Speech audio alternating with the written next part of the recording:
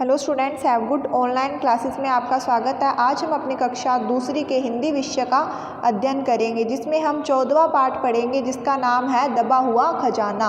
पाठ से पूर्व। संसार एक कर्म क्षेत्र है और कर्म करना ही हम सबका धर्म है। किसी कार्य में सफलता तभी मिलती है जब हम परिश्रम करते हैं। इस पाठ में इसी बात को समझाने का प्रयत्न किया गया है। आइए पाठ पढ़कर जानें। यानी जो संसार है ये एक कर्म क्षेत्र है और हम यदि अपना कर्म करेंगे, हम हमेशा अपना काम करेंगे और धर्म करेंगे, यानी पाप नहीं करेंगे, पुण्य करेंगे, और किसी कार्य में सफलता हमें तभी मिलेगी जब हम परिश्रम करेंगे, यानी मेहनत करेंगे, तभी हम कार्य में सफल हो पाएंगे। इस पाठ में हम इसी बारे में पढ़ेंगे। तो चलिए पाठ को पढ़ते हैं। रामदीन एक मेहनती किसान था। वह एक गांव में रहता था। उसके 3 पुत्र थे। वे बड़े आलसी थे। सुबह देर से उठते, कभी खेलते तो कभी नीम की शीतल छाया में सो जाते। यानी रामदीन एक किसान है जो बहुत मेहनत करता है और एक गांव में क्या करता है, रहता है। उसके कितने पुत्र होते हैं? उसके 3 पुत्र होते हैं। वे बहुत ज़्यादा आलसी होते हैं, सुबह भी देर से उठते हैं और कभी खेलते हैं तो कभी नीम की, यानी नीम एक पेड़ होता है, उसकी शीतल छाया में सो जाते हैं। रामदीन इन तीनों से बहुत दुखी था। रामदीन कौन है? किसान है जो मेहनत करता है।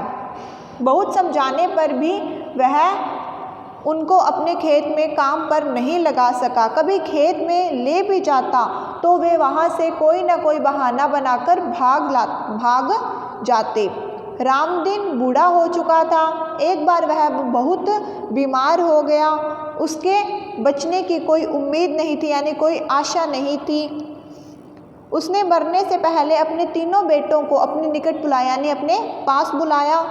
तीनों बेटे बीमार पिता के पास आ गए। किसान उनके सिर पर हाथ फेरकर कहने लगा, बेटा, तुमने कभी भी काम करना नहीं चाहा। मैंने तुम्हें बहुत समझाया, किंतु तुमने मेरी एक नहीं मानी।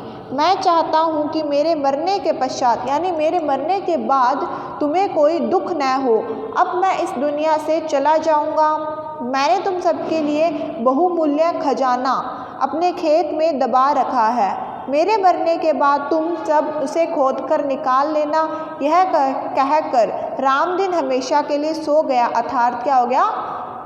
मर गया। पिता का दाह संस्कार करने के पश्चात तीनों पुत्र खेत में दबा खजाना निकालने के लिए चल पड़े। यानी जो दाह संस्कार, यानी जब किसी की मृत्यु हो जाती है तो दाह संस्कार उसका किया जाता है। तीनों भाइयों ने सारे खेत को गहराई तक खोद डाला। उन्हें कहीं भी कोई खजाना न मिला।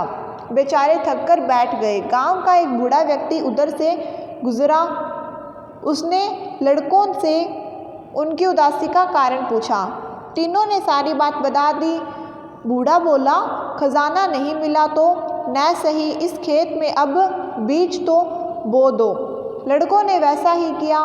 उस वर्ष जितना अनाज उनके खेत में पैदा हुआ उतना पहले कभी भी नहीं हुआ था।